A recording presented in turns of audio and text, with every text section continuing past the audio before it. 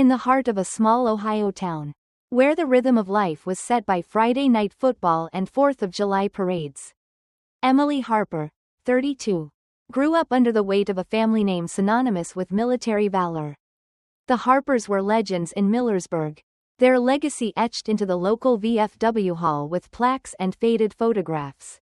Her father, Colonel Robert Harper, retired after 30 years in the Army, his chest heavy with medals.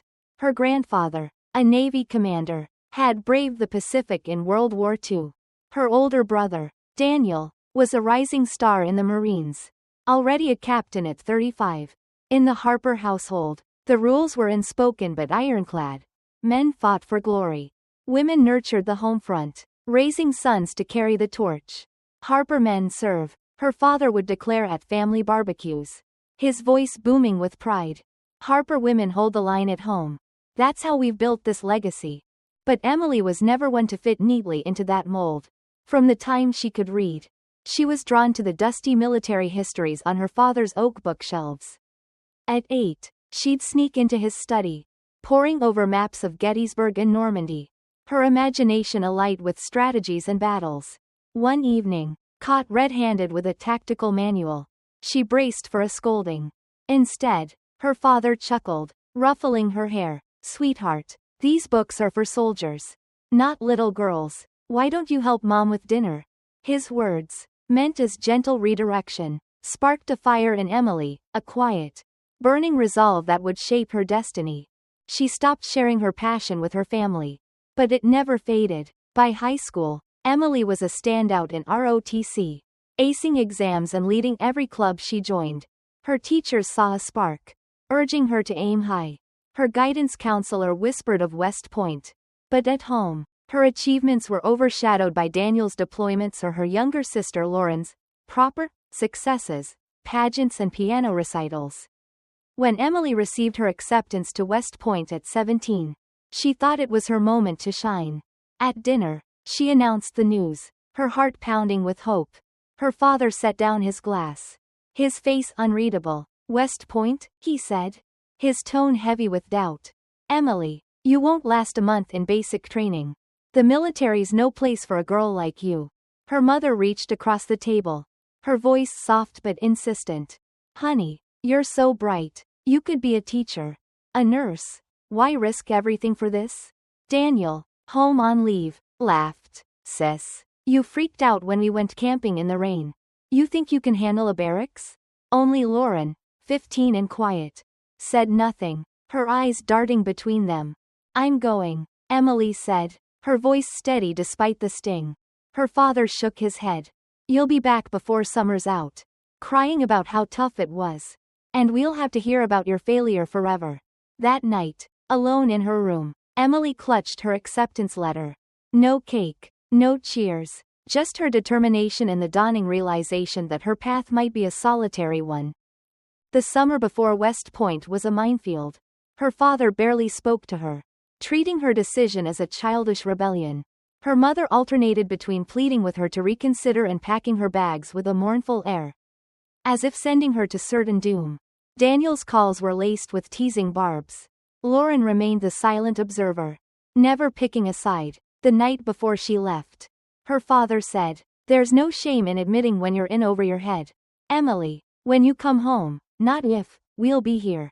Emily nodded, but inside, she made a vow. She'd never return defeated. She'd rather not return at all.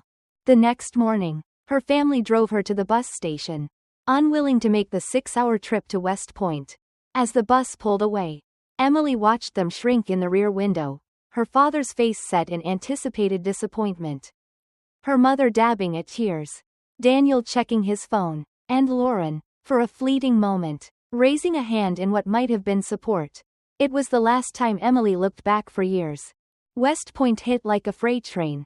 Despite her preparation, the relentless drills, barked orders, and physical demands tested her limits. That first night, muscles screaming and mind reeling, she lay in her bunk, wondering if her father was right. Had she bitten off more than she could chew? She wrote letters home, not out of homesickness, but to prove she was still standing. The replies were sparse. her mother's filled with town gossip and subtle hints to quit. Her father's non-existent. But amid the chaos, Emily found her footing. She met Sarah Carter, a fellow cadet who saw her potential from day one. "You're going to be a hell of an officer, Harper," Sarah said one night as they polished boots in the barracks. "I'd follow you anywhere." Those words, simple but sincere, were a lifeline after years of dismissal. Then came the setback that nearly broke her. In her sophomore year, a training exercise went wrong, leaving Emily with a shattered ankle and a long recovery. Confined to the infirmary, she watched her classmates march on without her. Doctors murmured about medical discharge, echoing her father's predictions. "There's no shame in recognizing your limits," one said. The words haunted her, threatening to unravel her resolve. But then Major Elizabeth Torres, a decorated officer overseeing cadet training, walked into her hospital room. "I've been watching you, Cadet Harper," Torres said, her voice firm. "Before this, you were on track to graduate top of your class. This injury? It's just a puzzle, and you're damn good at solving puzzles." Torres became her mentor, bringing her tactical problems to analyze during recovery, pushing her through grueling physical therapy. "The Army doesn't need soldiers who've never fallen," she said. "It needs leaders who get back up." With Torres's guidance and her own stubborn grit, Emily not only recovered but soared, graduating in the top 5% of her class. Her commissioning ceremony was bittersweet. Her family attended, but their applause was polite, their smiles forced. At the reception, her father shook her hand stiffly. "You made it through," he said, his tone grudging. "But the real Army's different. That's the true test." Emily's first assignment ignited a fire in her. Leading real missions, solving complex logistical challenges, she thrived in the structured chaos. Her evaluations glowed, praising her innovative strategies and calm under pressure. She felt at home in a way she never had in Ohio. When she was promoted to first lieutenant at 24, she called home, hoping for a flicker of pride. Her mother's response was tepid. "That's nice, dear, but when are you settling down? You're not getting younger." Her father took the phone. "Lieutenant's just a start, Emily. Most wash out at captain. Let's see if you make it." A week later, Lauren called to announce she was joining the Air Force through officer training school. Their father's pride was palpable even over the phone. "That's a Harper," he said. "Lauren's doing it right. She'll go far." That Christmas, the family gathered in Millersburg, the dinner table abuzz with Lauren's upcoming Air Force career. Her father shared stories of his own service, offered contacts, and beamed with approval. When Emily tried to mention a recent commendation, he cut her off. "Emily's pushing papers in some office," he told their aunts and uncles, waving a hand dismissively. Meanwhile, Lauren's carrying the Harper name forward. Something snapped in Emily that night. After dinner, as her father lectured her on why she'd never last in the real military, she made a choice. "You're right, Dad," she said, her voice calm but resolute. "My path's different. I won't bother you with it anymore." He nodded, mistaking her words for surrender.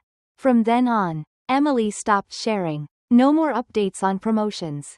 No stories of deployments. When asked, she offered vague replies. Just the usual paperwork. Eventually, they stopped asking. Her silence became her armor, shielding her from their judgment and freeing her to excel on her own terms. While her family believed she was languishing in a dead-end desk job, Emily's career was skyrocketing. At 27, she was handpicked for a role in Special Operations Command, a position requiring top-secret clearance and thrusting her into the heart of high-stakes missions. The selection process was brutal, with a 75% washout rate. But when she got the call, she celebrated alone with a single glass of bourbon in her apartment. No one to share it with. No one who'd grasp the weight of it. During this assignment, she met Nathan, an intelligence officer whose sharp mind matched hers. Their relationship grew from mutual respect, forged in the crucible of classified operations. When they married in a quiet base ceremony, her family attended, looking out of place among her colleagues. "What exactly does your husband do?" her mother whispered. "And you, what are you doing now? You're so secretive." Emily smiled tightly. "We work in intelligence. That's all I can say. Her father pulled Nathan aside at the reception. Emily's always been stubborn about this army thing. He said, good to know she's got someone who understands the system better than she does. Nathan, ever diplomatic, nodded, but later, as they left for their honeymoon, he asked, why do they think you're a failure? You're one of the best officers I know. Emily sighed, finally telling him the whole story. It's easier this way, she said. They've got their version of me. Correcting it just starts fights. Nathan shook his head. They don't know you've saved lives with your work. How can they not see who you are? Because they never wanted to, she replied. As her clearance level rose, so did the legitimate reasons for her secrecy. Promotions came fast, captain, major, lieutenant colonel, each accompanied by commendations she couldn't display. Her family's narrative shifted. Now, they whispered she had issues. That her silence stemmed from shame or mental strain. At a family reunion, Emily overheard her aunt sigh. Such a pity about Emily. Tried the army, couldn't hack it, and now she's too proud to admit it. Her mother didn't correct the story, instead fueling it with concerned looks and vague hints about supporting Emily through her struggles. Meanwhile, Lauren's steady rise in the Air Force was celebrated as the true Harper legacy. At Thanksgiving, her father announced Lauren's selection for a leadership program, one Emily had helped design. Following in my footsteps, he said proudly, then turned to Emily with a patronizing smile. Not everyone's cut out for the top. Emily, no shame in a supporting role. Nathan squeezed her hand under the table as she nodded, swallowing the truth. Then came the mission that changed everything. A classified, multi-branch operation demanded her strategic expertise. The planning was intense, the execution seamless, and the outcome earned her a private nod from Pentagon brass, recognition she couldn't share. In its wake, she was tapped for an elite leadership track, positioning her to become one of the youngest female generals in Army history. At 31, her promotion to brigadier general was formalized in a small, secure ceremony. Nathan was there, along with a handful of cleared colleagues. As the star was pinned to her uniform, pride mingled with a quiet ache. No family to witness it. No one to call. That night, she and Nathan toasted with takeout and wine. To General Harper, he said, clinking glasses, the best kept secret in the army. Emily smiled, but the weight of her family's ignorance lingered. Had their doubt freed her to soar? Or had it robbed her of something vital? She was still wrestling with that question when the invitation to Lauren's promotion ceremony arrived, setting the stage for a collision she never saw coming. The invitation to Lauren's promotion ceremony sat on Emily Harper's kitchen counter for 3 days. A silent challenge. At 32, Emily had spent years building an invisible wall between her extraordinary military career and her family's misconceptions. The idea of attending her younger sister's milestone as a civilian, blending into the crowd, felt like the safest choice. Yet, a flicker of hope, perhaps for reconciliation, perhaps for closure, kept her from declining outright. You don't have to go, her husband Nathan said, watching her stare at the embossed card. No one would judge you for staying away. Emily traced the Air Force emblem with her finger. She's my sister, she replied. That still means something. Nathan nodded, but his eyes held concern. If you go, will you wear your uniform? The question stopped her cold. Her general's star, her rows of commendations, they'd shatter the carefully crafted anonymity she'd maintained for a decade. Civilian clothes, she decided. It's Lauren's day. I'm not here to make a scene. Nathan's jaw tightened, but he didn't push. The morning of the ceremony, Emily chose her outfit with precision, a navy blazer, crisp white blouse, and tailored slacks, professional, understated, invisible, driving to Wright-Patterson Air Force Base. She rehearsed responses to the inevitable family jabs, steeling herself for the familiar dismissals. She arrived early, hoping to slip into the ceremony hall unnoticed. But her mother, Ellen, spotted her in the parking lot. Emily, darling, she called, waving with a warmth that felt more performative than genuine. Her father, Robert, and brother, Daniel, stood nearby, their civilian clothes unable to hide the military pride they wore like armor. You made it, Robert said, his tone implying surprise. Good to see you showing up for Lauren's big moment.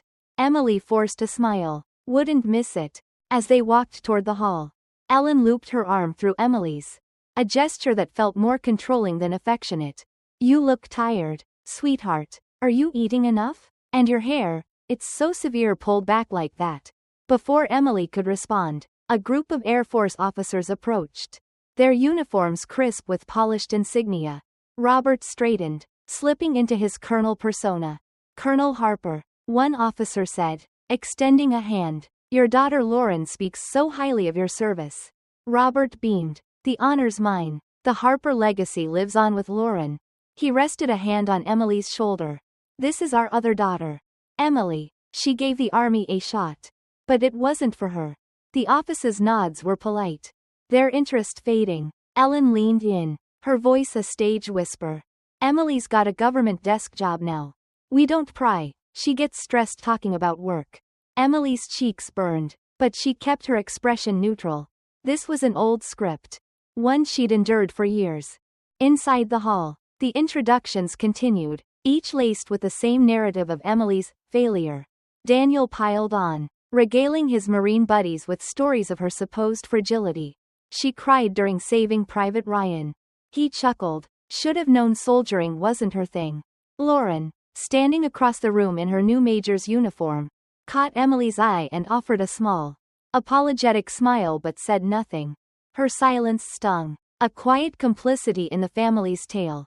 By the time they sat, Emily's jaw ached from maintaining a pleasant facade. The weight of a decade's worth of dismissal pressed down. Heavier than ever, she considered a discreet exit, a fabricated work emergency to escape the next 2 hours. Memories flooded back. Her father's prediction she'd wash out of basic training. Her mother's suggestions of better careers. Daniel's mockery. Lauren's silence. She thought of the classified missions she'd led.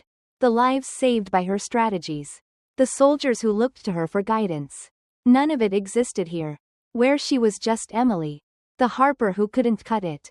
Her hand reached for her phone, ready to fake that emergency. Then she stopped. Leaving would only cement their story. Staying, enduring with dignity, was a strength they'd never see, but she would know.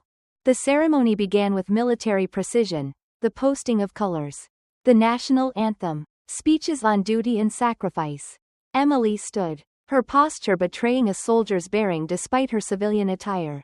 Then the announcer introduced Colonel Michael Reynolds, the base commander, to preside over the promotions. Emily's breath caught. She knew Reynolds. Months earlier, they'd collaborated on a classified joint operation where he'd reported to her. She angled her body slightly, hoping her blazer and low profile would keep her invisible. Reynolds took the podium, his speech standard, praising the promotees, honoring family support. Emily relaxed, thinking she might escape notice. Then his gaze swept the audience, paused, and locked onto her. His eyes widened briefly, a flash of recognition, before he continued. Service is a tradition that binds families, he said, his voice steady but his glance lingering. Emily's pulse raced. She prayed military protocol would keep him silent.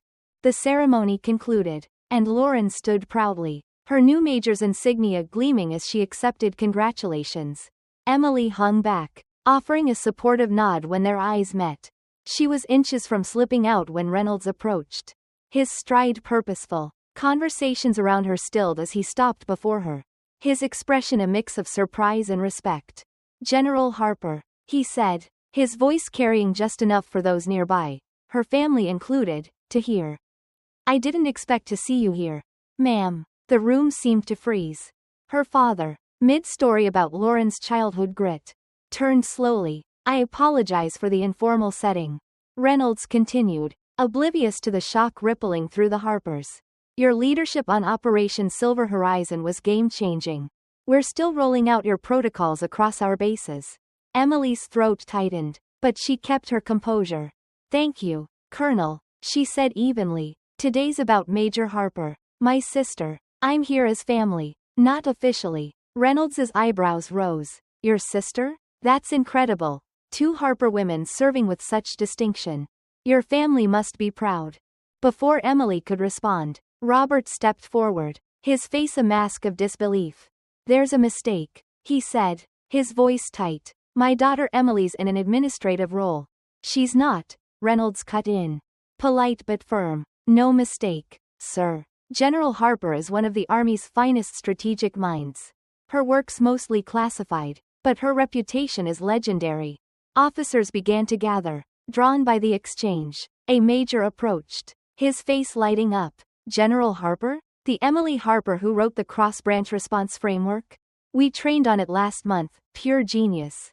Another chimed in. "Your Joint Chiefs Summit briefing reshaped our ops strategy." "Ma'am." As the accolades piled up, the Harpers stood frozen. Robert's face paled. Ellen's hand covered her mouth. Daniel stared in shock, and Lauren's expression flickered with something like betrayal. Reynolds, sensing the tension, offered an out. "I didn't mean to interrupt your celebration. General, can we schedule a follow-up on the training expansion?" Emily nodded. "My office will reach out." "Colonel." He withdrew, taking the crowd with him. In the silence that followed, Robert spoke first, his voice barely controlled. "What the hell is going on?" "Emily?" She met his gaze. "We should talk privately." Ellen, her social instincts kicking in, agreed. "Yes. Somewhere quiet." They moved to a small conference room off the hall, the door closing with a heavy click. The questions came fast. "General?" Robert's voice dripped with incredulity. "What kind of stunt is this?" Ellen's eyes were wide. "When did this happen? Why would you hide this?" Daniel shook his head. "No way you outrank us. This is a mix-up." Lauren stayed silent, her gaze unreadable. Emily considered deflecting, as she had for years. But the dam had broken. "It's not a mix-up," she said, her voice calm but firm. "I've been a general for over a year. Before that, I held ranks I never shared because I learned early that this family would never see my achievements as real." The bluntness stunned them. Ellen's voice cracked. "How could we not know?" Emily's eyes softened, but her words were steady. "Because you didn't want to. It was easier to believe I'd failed than to rethink who I could be." Robert's face hardened. "So you've been laughing at us? Letting us think you were struggling while you were, what? Climbing the ranks?" "Not laughing," Emily said. "Protecting myself from this, your disbelief. Your assumptions that my success must be a fluke." Ellen sank into a chair, her composure crumbling. "We've been telling everyone you couldn't handle it. Pitying you." "Oh, Emily, what have we done?" Robert stood rigid, grappling with the shift. "You should have told us," he insisted. "You should have set us straight." Emily's voice rose, years of frustration breaking through. "I tried, Dad. After my first promotion, after special ops selection, after commendations, every time. You dismissed it, questioned it, or credited it to special treatment. I stopped trying." Daniel, ever practical, pressed. "But how? Promotions are public. Ceremonies, records. How do you hide this?" Emily's smile was wry. "My work's classified. My ceremonies were small. Need to know. And did any of you ever check? Look up my record? Ask my rank?" Their silence was answer enough. Lauren spoke at last, her voice quiet but piercing. "We built a story about you, Emily, and when you went quiet, we twisted that into proof you'd failed. I should have seen it." Her admission, after years of silence, hit Emily hard. Before she could respond, Nathan entered, his timing impeccable. "Sorry I'm late," he said, crossing to her side. "Did I miss anything?" Emily's lips twitched. "You could say that. My family just found out I'm not a failure." Nathan read the room, then faced Robert. "General Harper's one of the best. Sir, it's an honor to serve with her." Another knock interrupted. Reynolds. With an urgent matter, Emily excused herself, promising to return. In the hall, she handled the minor issue, then paused, overhearing Nathan's voice through the door. "She never wanted to embarrass you. That's why she stayed quiet. But while you thought she was failing, she was saving lives." Robert's reply was inaudible, but Nathan's wasn't. "With respect, sir, your disbelief doesn't change the truth. She's exceptional." A week later, the Harpers gathered for dinner at their Ohio home. A rare non-holiday meal. Robert had called himself. A formal invitation that signaled a shift. The air was thick with caution. Ellen greeted them with a tentative hug. "Thank you for coming," she said. Her usual polish softened. Robert stood as they entered. A military courtesy Emily had never received at home. Dinner started with stilted small talk. But Robert broke the silence. "I've been thinking," he said, setting down his fork. "I owe you apologies, Emily. I judged you by outdated ideas. Dismissed your success without seeing it. I was wrong." Ellen reached for her hand. "We all were. When Reynolds called you General, I thought it was a mistake. But Nathan explained everything. How didn't we know?" Emily's voice was soft. "I stopped telling you. After years of being brushed off. I locked that part of me away." Daniel nodded. "We made it impossible for you to share. That's on us." Lauren met her eyes. "I'm sorry, Em. I should have been a better sister." Emily exhaled. "I appreciate that. But this won't fix itself in one night. We've got years of patterns to unlearn." Robert nodded. "This is a start. I want to know my daughter, the real you." The conversation shifted. Tentative questions about her work turning into genuine curiosity. For the first time, Emily felt heard. 6 months later, she was honored publicly for a transformative strategy. She sent invitations to her family, expecting nothing. Seeing them in the audience, Robert proud, Ellen teary, Daniel and Lauren in uniform, broke her composure.